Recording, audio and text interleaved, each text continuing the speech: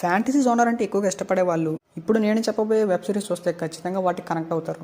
ఎందుకంటే ఆ జోనర్లో ఉన్న కంటెంట్ ఎలా ఉంటుందంటే రాత్రి 12 అయినా సరే ఇంకా చూడాలనిపించేలా ఉంటాయి. అదే కాన్సెప్ట్లో మంచి విఎఫ్ఎక్స్ షాట్స్ మాత్రం పడితే ఆ ఎలిమెంట్స్ని మనం అసలు మర్చిపోలేము. అది సినిమా అయినా సిరీస్ అయినా సరే ఎవరో ఒకరికి సజెస్ట్ చేసేదాకా మనకి నిద్ర పట్టదు. అలాంటి 2 మంచి వెబ్ సిరీస్నే ఈ వీడియోలో చెప్తున్నాను.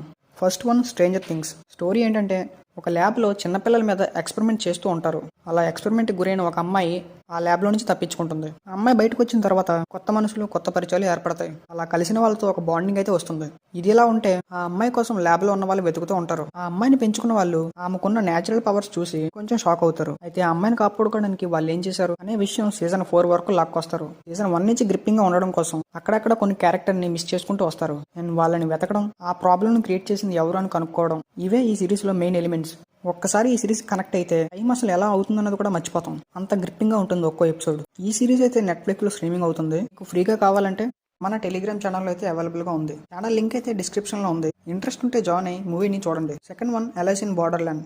మీలో ఎంతమంది స్క్విడ్ గేమ్ చూసుంటారు? ఒకవేళ చూసుంటే కామెంట్ చేయండి. ఇప్పుడు నేను చెప్తున్న సిరీస్ కూడా యాజ్ ఇట్ ఈస్ కాకుండా కొంచెం స్క్విడ్ గేమ్ లాగే ఉంటుంది. అలా అని మొత్తం దానిలాగే ఉండదు. స్క్విడ్ గేమ్ లో ఎందుకు గేమ్ ఆడుతున్నారో, ఎవరు ఆడిస్తున్నారో లాస్ట్ వరకు చూస్తే మనకు తెలుస్తుంది. కానీ ఈ సిరీస్ అలా కాదు.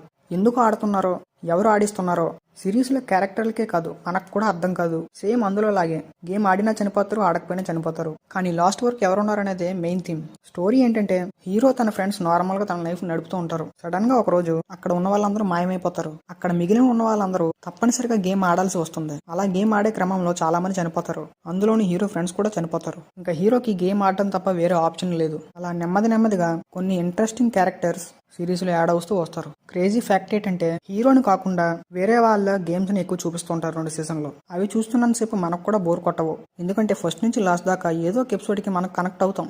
ఆ ఎపిసోడ్ లో మనకు నచ్చిన క్యారెక్టర్ చనిపోతే అందులోని రియాక్షన్ ఎలా ఉంటుందో మన రియాక్షన్ కూడా అలాగే ఉంటుంది. నిజంగా ఒక్కో గేమ్ ఒక్కో డైమండ్ లా ఉంటుంది. నేనైతే లాస్ట్ వరకు చూసాను. మీరు కూడా చూడాలనుకుంటే నెట్ఫ్లిక్స్ లో అవైలబుల్ గా ఉంది. ఫ్రీగా కావాలంటే మన టెలిగ్రామ్ ఛానల్లో జాయిన్ అయిపోండి. అండ్ ఇలాంటి మూవీ సజెషన్స్ కోసం ఛానల్ ని సబ్స్క్రైబ్ చేసుకోండి.